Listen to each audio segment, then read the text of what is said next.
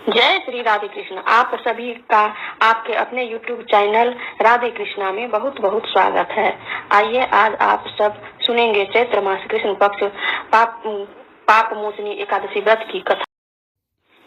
जो भी भक्त शक्ति श्रद्धा के साथ नियम और निष्ठा के साथ पाप मोचनी एकादशी व्रत धारण करते हैं, भगवान विष्णु, माता लक्ष्मी और भगवान श्री कृष्ण की चतुर्भुज स्वरूप की पूजा करते हैं, कथा श्रवण करते हैं, भगवान की आरती करते हैं, इससे व्यक्ति के सभी प्रकार के पाप और ताप नष्ट हो जाते हैं।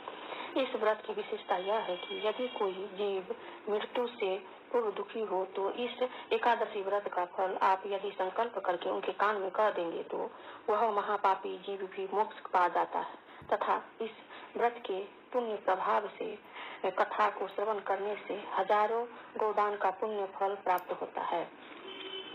तो संसार के समस्त पापों को यह पाप मोचनी एकादशी नष्ट करती है। तो आइए सुनते हैं पाप मोचनी एकादशी व्रत की कथा।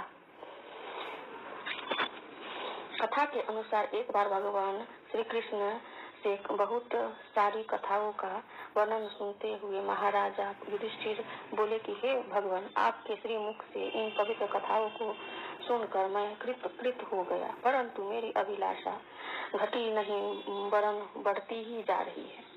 उसी के वशीभूत हो मैं आपसे पुनः प्रार्थना करने की दृष्टा करके आगे कथा सुनने की अभिलाषा रखता हूँ। अब आप कृपा करके चैत्र कृष्ण एकादशी व्रत की विधि एवं महात्मा वर्णन कर मुझे कृतार्थ कीजिए। पांडु नंदन के ऐसे वचन को सुनकर भगवान श्री कृष्ण बोले कि हे राजन, यही प्रश्न एक बार महाराजा मानधाता ने महर्षि लोमस जी से किया था। अस्तु मैं वही कथा जो महर्षि लोमस जी ने मानधाता को सुनाई थी आज मैं तुम्हें सुना रहा हूँ। ध्यान पूर्वक सुनो। हे राजन, चैत्र कृष्ण एकादशी का नाम पाप मोचनी एकादशी है। इस एकादशी का व्रत करने से मनुष्य पिशाच तत्व से मुक्त हो जाते हैं। अब मैं तुम्हें इसका एक प्राचीन इतिहास सुनाता हूँ। ध्यान पूर्वक सुन।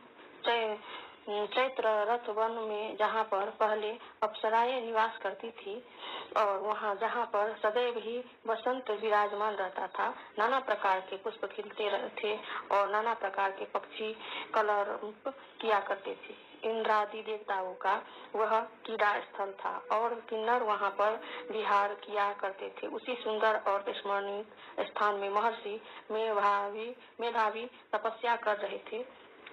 एक दिन मंजू घोषा नाम की एक गंधर्व कन्या ने वहां जाकर मेधावी मुनि का अवलोकन किया और उनको देखकर उन पर आसक्त हो गई।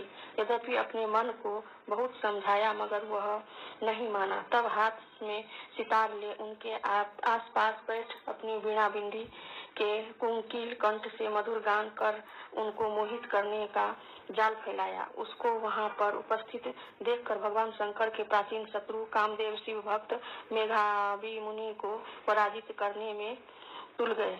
अप्सरा की भौहें को कमान, कटास को प्रत्यक्षा, नेत्रों को बाण बनाकर मंजू घोषा को उनका सेनापति बना दिया और आन बान और शान के साथ मुनि पर चढ़ाई कर दी। मेधावी ऋषि युवा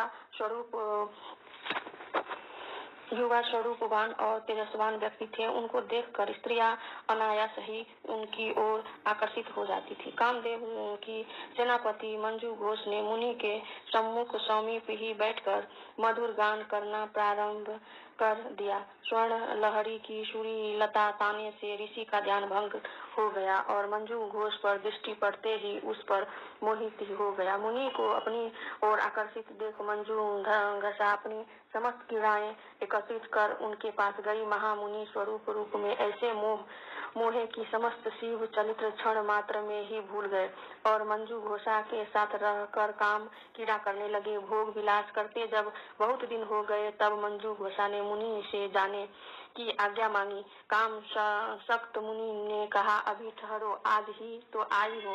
मंजू घोषा मुनि के वचन सुनकर यद्यपि भयभीत हुई तथापि कामवश फिर रुक गई। बस फिर रुक गई मगर अब उसका चित्त भावी अनिष्ट की आशंका से चंचल रहने लगा। मंजू घोषा मुनि के पास मंजू घोषा मुनि के पास 57 वर्ष 9 मास 13 दिन काम किया करती रही, मगर मुनि के लिए अभी वह पहली ही रात थी। एक दिन मंजू घोषा के आज्ञा मांगने पर मुनि ने वही प्राचीन पाठ फिर से दोहराया। तब उसने भयभीत होते हुए किंचित मुस्कुरा कर कहा कि हे प्रभु, कितनी संध्या आए और चली गई, मगर आपको अभी एक ही रात बीती है। मंजू घोषा के ऐसे वचन को सुनकर मुनि की मोह निंद्रा भंग हुई और उन्होंने ध्यान करके अपने चरित्र को देखा। रहस्य जानकर मुनि अत्यंत क्रोधित हुए और कहने लगे कि हे दुष्ट, तुमने बार बार धिक्कार है, तूने मेरी अब तक की सारी आराधना नष्ट कर दी, अतः तुम पिशाच तत्व हो जाओ। मुनि के हिसाब से मंजू घोषा पिशाचिनी हो गई और मुनि के चरण पर गिरकर कहा कि प्रभु, मैं निरपराधी हूँ, मेरा क्या दोष है? आपने मुझे व्यर्थ ही श्राप दिया है, अतः अब जो होना था सो तो हो गया। अब कृपा कर शाप मोचन का उपाय कहिए। मंजू घोषा की ऐसी दीन वाणी सुन कर मुनि की क्रोध नष्ट हो गई। तब उन्होंने कहा कि जाओ, चैत्र कृष्ण एकादशी का व्रत करो, तुम्हारा पाप नष्ट हो जाएगा। ऐसा कहकर वह अपने पिता चैवन ऋषि के पास चले गए।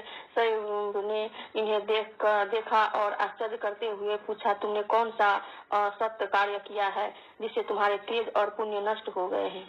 मेधावी ऋषि ने पिता को सारा हाल बताकर पाप से मुक्त होने का उपाय पूछा। पुत्र के ऐसे पूछने पर चौवन्य ऋषि भी पुत्र को वही सलाह दी जो उन्होंने मंजू घोषा को दी थी। अस्तु, मेघावी ऋषि और मंजू घोषा दोनों ने पाप मोचनी एकादशी का व्रत कर अपने समस्त पापों को नष्ट किया। पाप मोचनी एकादशी का व्रत का प्रभाव है कि व्रत करने वाले के पास पाप नष्ट हो जाते हैं। इस कथा को कहने एवं सुनने से हजारों गोदान का पुण्य फल प्राप्त होता है। ब्रह्म हत्या एवं संसार के समस्त पाप नष्ट करने वाला पाप मोचनी एकादशी। प्रेम से भगवान विष्णु की जय, माता लक्ष्मी की जय, सर्व देवी देवता की जय।